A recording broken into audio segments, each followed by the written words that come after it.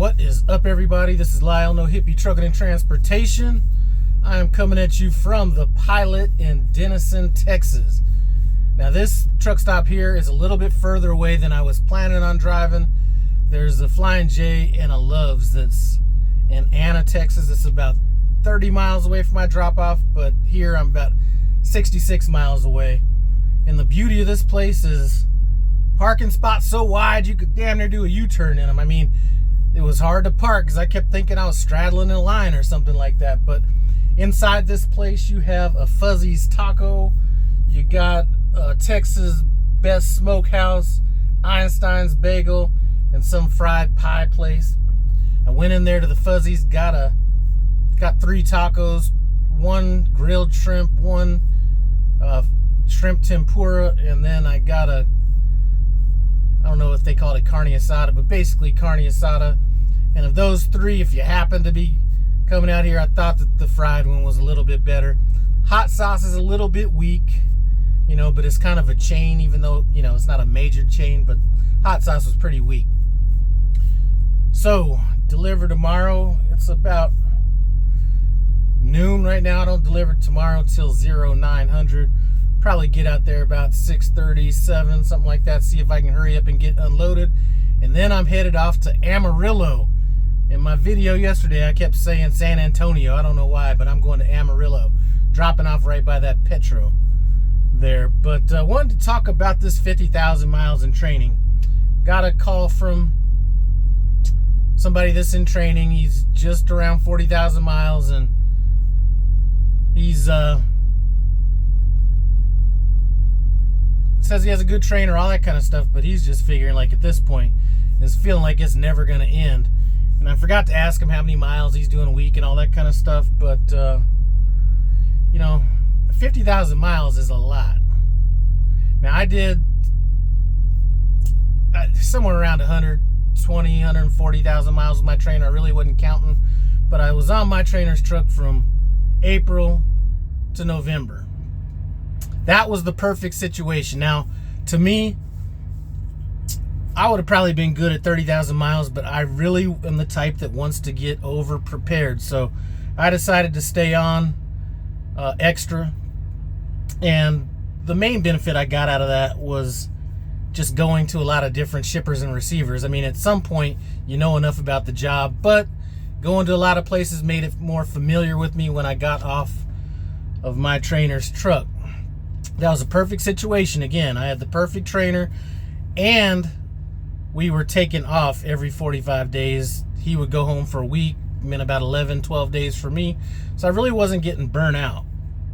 So I can understand if you're in a different situation, how them 50,000 miles could seem like a lot of miles.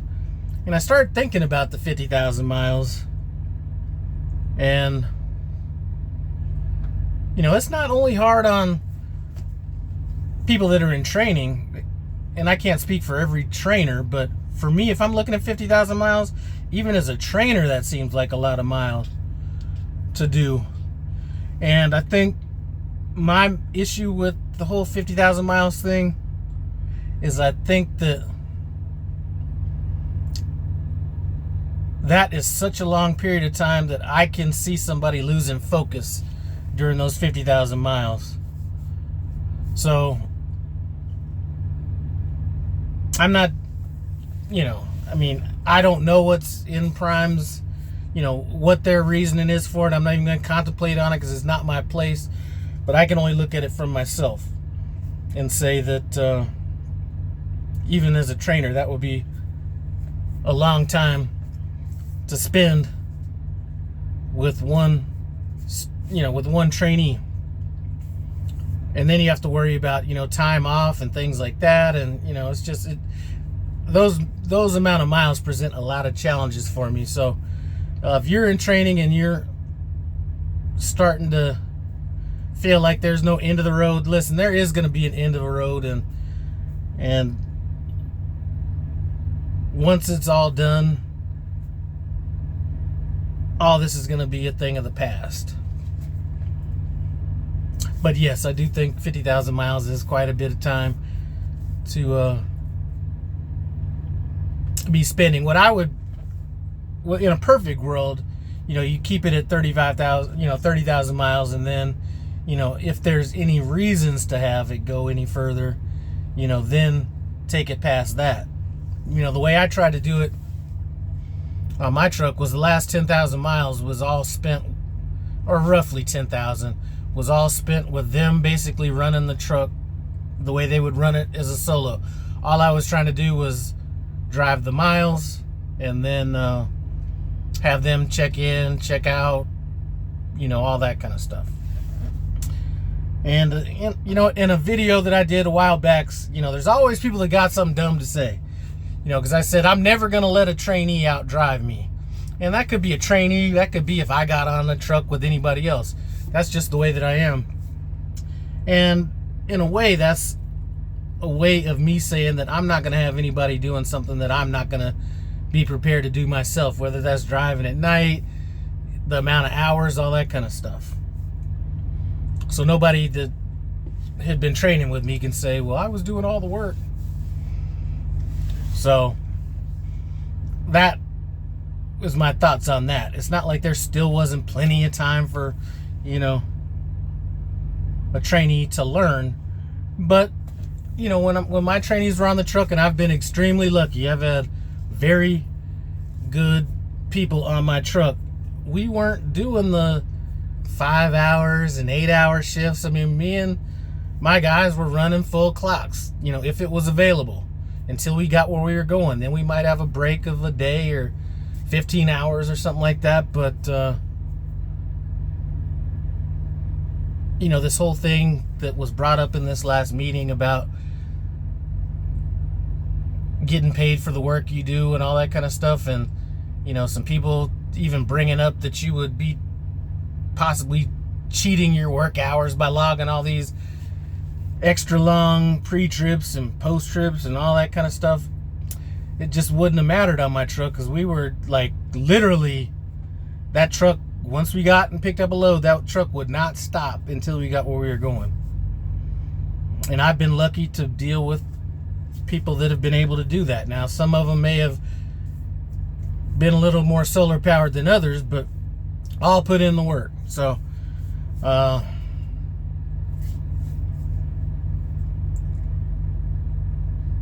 was contemplating training again, and just some stuff that I have coming up, and just a lot of stuff on my plate is probably going to make that something that I'm not going to be doing. And I'm not sure if the 50,000 miles isn't a bit of a deterrent on that as well. But I'm sure if one person brought up the miles, there's a ton of people thinking that the 50,000 is a lot of miles. So I'm just saying, think about it the same way I'm looking at this negative $6,400 settlement I got. Just put your head down and take the next step. That's all you could do. What's that saying they say? How do you eat an elephant? One bite at a time. How do you knock out 50,000 miles? 1 mile at a time. That's the only way to think about it. So that's pretty much all that is on my plate today. I just want to thank you guys for stopping by No Hippie Trucking and Transportation. Oh, sorry, I doubled up on my chocolate brown shirt in case, somebody's, asking about my, I'm wearing the same t-shirt I was wearing yesterday. Yep, I doubled up on it. And I'd like to thank my driver, Jan, for hooking me up with the Peterbilt hat. Much appreciated. Comment, subscribe, and I'm out.